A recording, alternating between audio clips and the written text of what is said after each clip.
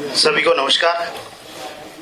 आज माननीय मुख्यमंत्री श्री भजनलाल शर्मा जी की अध्यक्षता में मंत्रिमंडल की बैठक आयोजित की गई, जिसमें विश्व स्तरीय खेल प्रतिभाएं तैयार करने के लिए महाराणा प्रताप स्पोर्ट यूनिवर्सिटी जयपुर विधेयक लाने और राजमेश मेडिकल कॉलेज में एनआरआई कोटा की फीस कम करने और दिवंगत कर्मियों के माता पिता और दिव्यांग संतान के लिए पारिवारिक पेंशन के प्रावधानों का सरलीकरण एवं विभिन्न विभागों में कार्यरत कर्मियों को पदोन्नति का लाभ देने के लिए सेवा नियमों में संशोधन सहित अन्य कई महत्वपूर्ण फैसले किए गए हैं। हमारे इन 10-15 साल में हमारे खिलाड़ियों ने भारत का विश्व में परचम लहराया है और हमारे यशस्वी प्रधानमंत्री जी ने जिस तरह से इन खिलाड़ियों का हौसला अफजाई करने के लिए और हमारी डबल इंजन की सरकार में हमारे यशस्वी मुख्यमंत्री भजनलाल शर्मा जी ने बजट घोषणा में इन खेल को बढ़ावा देने के लिए महाराणा प्रताप स्पोर्ट यूनिवर्सिटी विधेयक 2025 वर्ष 2025 के बजट में प्रदेश में खेलों और शारीरिक शिक्षा को बढ़ावा देते हुए प्रतिभाशाली युवाओं को आधुनिक उपकरणों के साथ वैज्ञानिक प्रशिक्षण उपलब्ध कराने, विभिन्न खेलों के उच्च स्तरीय कोच एवं खेल विशेषज्ञ तैयार करने के लिए महाराणा प्रताप यूनिवर्सिटी स्थापित करने की घोषणा की थी। आज हुई बैठक कैबिनेट की बैठक में the Maharana Pratap sports university Jaipur bill 2025 के प्रारूप का अनुमोदन किया गया। यह विधेयक विधानसभा के आगामी सत्र में प्रस्तुत किया जाएगा। यह देश में पहली बार यूनिवर्सिटी खुल रही है। माननीय हमारे यशस्वी प्रधानमंत्री और हमारे यशस्वी मुख्यमंत्री जी की विजन से यह विश्वविद्यालय खेल विज्ञान, स्पोर्ट टेक्नोलॉजी और परफॉर्मेंस एनालिटिक्स पर शोध को बढ़ावा देगा, जिससे खेलों की गुणवत्ता और खिलाड़ियों के प्रदर्शन में सुधार आएगा। यह विश्वविद्यालय राष्ट्रीय शिक्षा नीति के लक्ष्यों और उद्देश्यों के अनुरूप खेलों के विकास के लिए सेंटर ऑफ एक्सीलेंस के रूप में भी कार्य करेगा। नवीनतम स्पोर्ट इंफ्रास्ट्रक्चर से लैस यह विश्वविद्यालय हाई परफॉर्मेंस ट्रेनिंग सेंटर के रूप में प्रदेश के हमारी खेल प्रतिभाओं को अंतर्राष्ट्रीय मानकों के अनुरूप निखारने का काम करेगा। एक और हमने राजमेश मेडिकल कॉलेजों में एनआरआई कोटा फीस में संशोधन किया है कि हमारे जो एनआरआई कोटा से जो विद्यार्थी आते थे उनकी फीस करीब 31 लाख के करीब थी और हमारे जो मैनेजमेंट कोटा की सीटें थी उसमें 9 लाख रुपए थी, तो जिससे कि हमारे मेडिकल कॉलेजों को भी इसमें नुकसान होता था कि वो सीटें खाली रह जाती थी और इसमें 9 लाख रुपए में हमारे को एडमिशन देने पड़ते थे। इसलिए उनको भी एनआरआई को बढ़ावा देने के लिए ये फीस में कमी की गई है। राजस्थान मेडिकल एजुकेशन सोसाइटी द्वारा संचालित मेडिकल कॉलेजों में 50% सीटें, गवर्नमेंट फीस कोटा 35% सीटें मैनेजमेंट कोटा और 15% सीटें एनआरआई कोटे की थी। इन कॉलेजों में एनआरआई कोटा सीटों की फीस को तर्कसंगत बनाते हुए संशोधन का निर्णय आज इस मंत्रिमंडल की बैठक में लिया गया।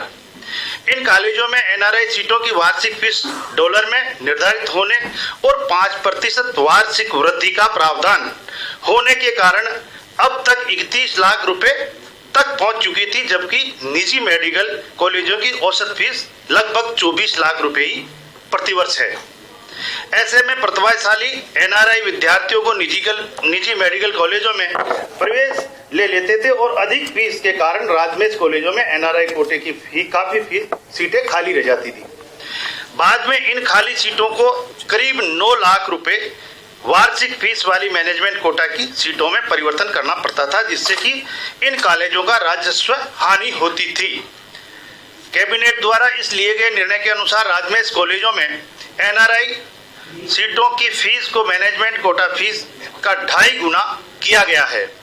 इस संशोधन व्यवस्था से वर्ष 2025-26 के प्रवेश सत्र में एनआरआई सीटों की फीस घटकर लगभग 23,93,000 रुपये प्रतिवर्ष रह जाएगी, जो एक निजी चिकित्सा महाविद्यालयों की औसत फीस के बराबर होगी। इस कदम से प्रतिभाशाली एनआरआई विद्यार्थी राजमेश मेडिकल कॉलेजों में प्रवेश लेने के लिए आकर्षित होंगे और राजमेश सोसाइटी को प्रतिवर्ष लगभग 45 करोड़ रुपए की अतिरिक्त आय भी प्राप्त होगी। मैं माननीय आपसे निवेदन करूंगा कि आगे की उनमें तो वो पेंशन 50% मिलते थे। अब माता पिता के लिए क्या है, तो जो पेंशन कार्मिक को खुद की डेथ के बाद पत्नी आश्रित बच्चों को मिलती थी, वो तो 50% पहुंच जाती थी, लेकिन माता पिता के लिए नहीं थी। अब ये क्लोज कर दिए, माता पिता को भी उसकी जो टोटल जो सारे परिलाभ जोड़ करके जो पेंशन बनती थी उसका 50% माता पिता भी अपने जीवन काल तक ले सकेंगे।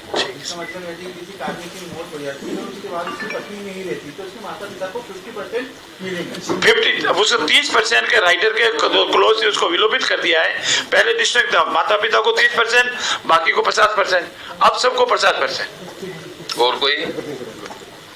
धन्यवाद सभी को। एक हाँ, महाराणा प्रताप के नाम पर यूनिवर्सिटी आप शुरू कर रहे हैं, लेकिन महाराणा प्रताप की जो धरती है वहां पर वीसी ने कहा है कि औरंगजेब कुशल प्रशासक था।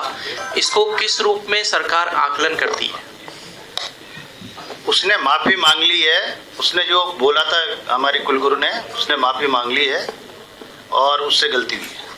आपने क्षमा कर दिया उनको? देखिए, क्षमा हमेशा मांगने पर स्वतः समझ जाना चाहिए, उसने को एक्सक्यूज कर दिया है। अब इस विषय को ज्यादा बढ़ाने की मेरे हिसाब से जरूरत नहीं रहती है। आप भी उसी विषय को उसी रूप में ले तो ठीक रहेगा। आप सबका आज बहुत बहुत धन्यवाद। राजस्थान के सारे वाहन लबालब भरे हैं और ये पहली बार है कि राजस्थान में दूसरी बार औसत से भी अधिक सरसों के लगभग करीब बरसात हुई है।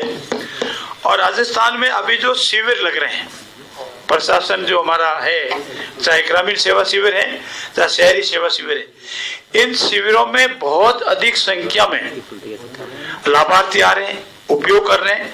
और मैं प्रत्यक्ष और कल मेरे विधानसभा क्षेत्र लूणी में एक तहसील है झवर, उसका ग्राम है बडला नगर, स्वयं काश्तकारों ने 25 से 30% गिरदावरी स्वयं ने कर दी।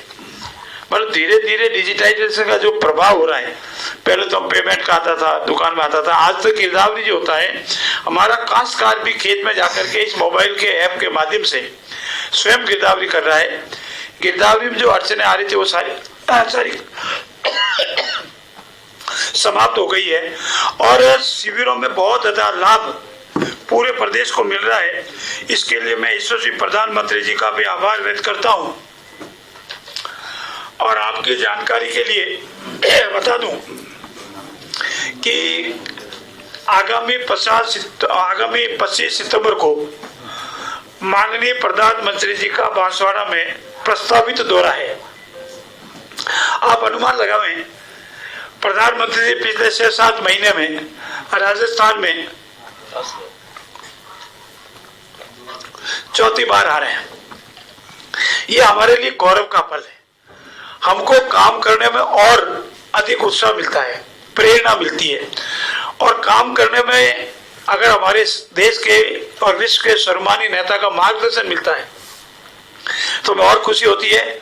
और हम सब, चाहे हमारे मंत्री परिषद के साथीगण हैं, हमारे पार्टी के वर्कर्स हैं, प्रशासनिक अधिकारी, सब तो लगता है कि हमारे काम की जान करके आदरणीय प्रधानमंत्री जी आ रहे हैं, इसलिए हम और अधिक क्षमता से राजस्थान की सेवा करने और राजस्थान को इस अमृत काल में हिंदुस्तान का सर्वश्रेष्ठ विकसित प्रदेश बनाने में रात और दिन लगे रहेंगे। हम हमारे संकल्प को पूरा करेंगे।